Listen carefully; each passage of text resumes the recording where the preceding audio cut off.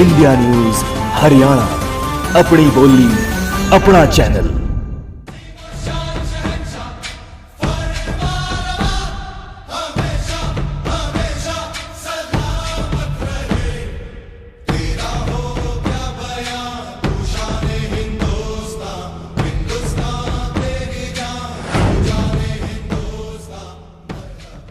Break के बाद एक बार फिर से आप सभी का स्वागत है। प्रदेश का आखिरी फैसला देख रहे हैं आप, और आखिरी फैसले में अब हम बात करेंगे हिसार लोकसभा क्षेत्र की। हिसार लोकसभा क्षेत्र में इस वक्त क्या तस्वीर है, जल्दी से आपको बता दें।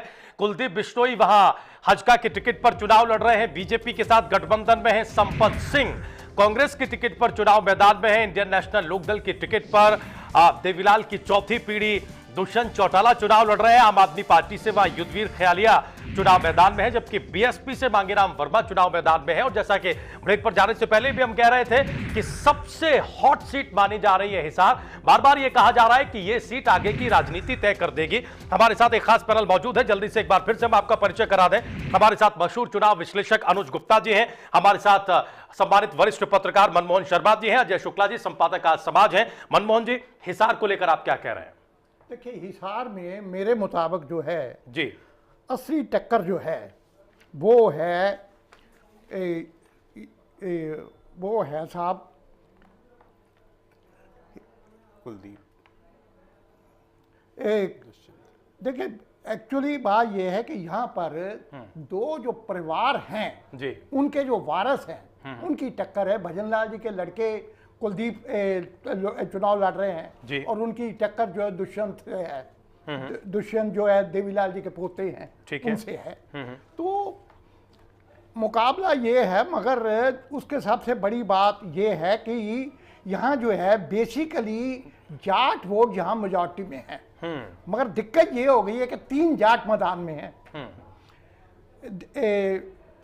संपत सिंह जो हैं, संपत सिंह देवीलाल परिवार के साथ बहुत देर से जुड़े रहे हैं, फाइनेंस मिनिस्टर रहे हैं, और बाद में वो जो है अब वो जो है कांग्रेस की टिकट पर चुनाव लड़ रहे हैं। ठीक है।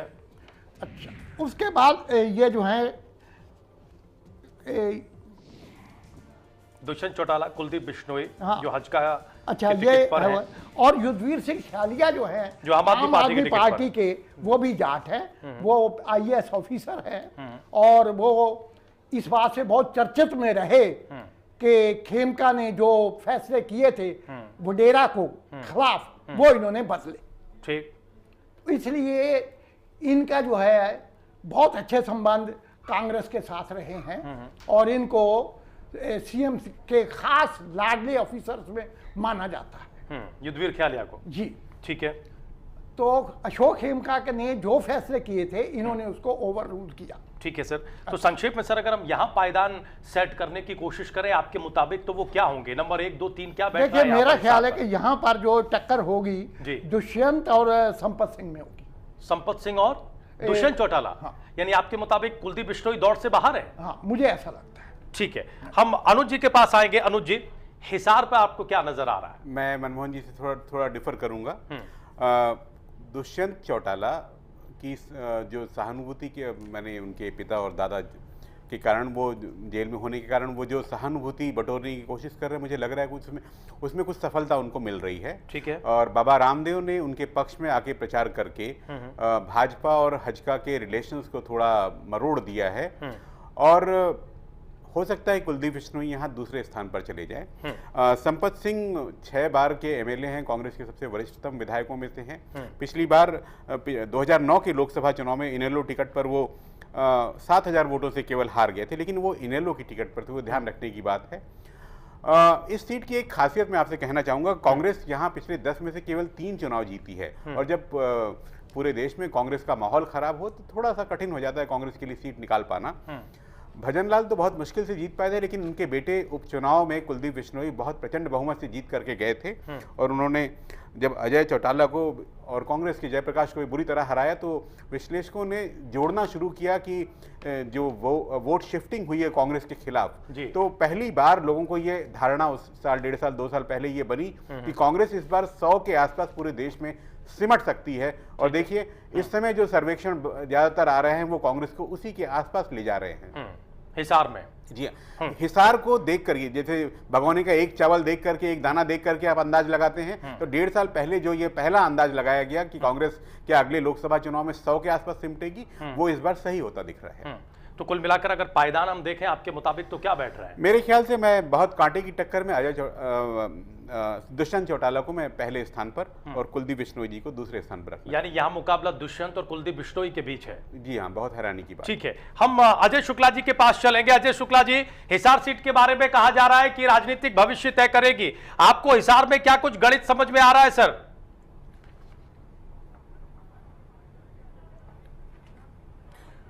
देखिए राजीव, मुझे जो इसमें पूरा नजर आता है वो ये नजर आता है कि कहीं ना कहीं इसमें अनुज जी जो बात कह रहे हैं वो काफी हद तक सटीक है, क्योंकि एक तो पिछले आप देख लीजिए कि जो जीते थे चुनाव, क्या नाम है, कुलदीप बिश्नोई, वो अपने पिता के मृत होने के बाद में उनकी सिंपैथी वोट पाए थे और इस कारण से एक अच्छी जीत उन्होंने अर्जित की थी।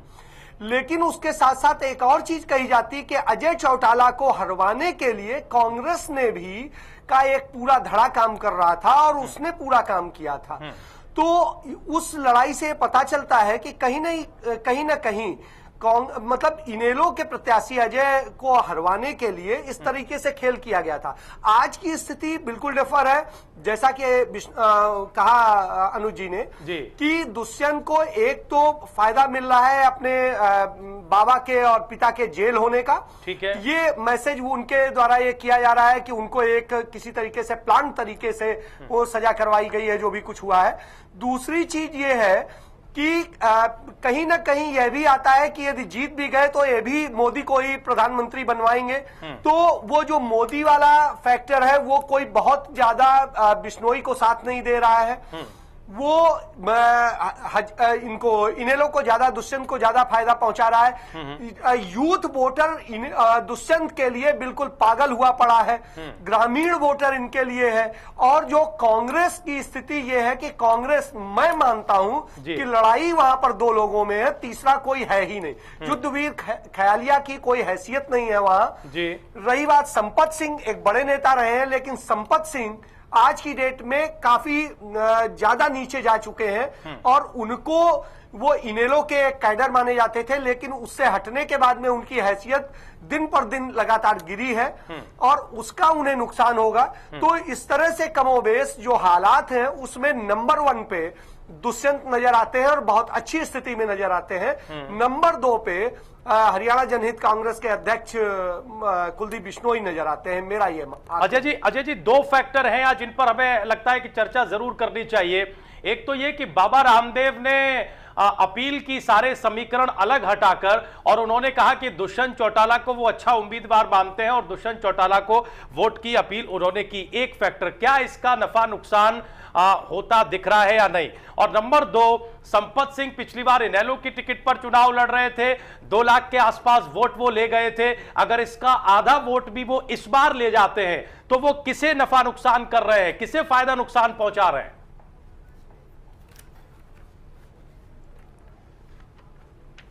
मैं आपको एक चीज क्लियर करूं राजीव कि बिल्कुल रूप से जो बाबा रामदेव ने कहा है उसका कहीं ना कहीं फायदा भी मिलेगा और ये सच भी है। दुष्यंत चौटाला के ऊपर कोई किसी तरह का कोई दाग नहीं है और बिल्कुल युवा और जोश के साथ जुटा हुआ एक युवा चेहरा है जिसके साथ यूथ जुड़ने में खुद को गौरवान्वित अनुभव करता है और वो हर व्यक्ति के साथ में निजी रूप से टच में रहते हैं जी। जबकि कुलदीप बिश्नोई के साथ में यही परेशानी है कि वो सबके साथ में टच में नहीं रहते और एक लंबे समय तक सांसद बनने के बाद और जब विधायक भी रहे तब भी उनकी स्थिति जो उनके बारे में शिकायत आती है वो यही आती है कि वो फोन नहीं उठाते हैं, वो टच में नहीं रहते, वो मिलते नहीं। इसी का नतीजा था कि पिछले जब वहां पर नगर निगम का चुनाव हुआ था, हजका और भाजपा का मिलकर के चुनाव लड़ा गया था और 20 में से एक भी पार्षद इनकी पार्टी का नहीं जीता था। लेकिन अजय जी आप कह रहे हैं, आप समझ सकते हैं, आप कह रहे हैं कि दुष्यंत चौटाला पर कोई दाग नहीं है, इनका कोई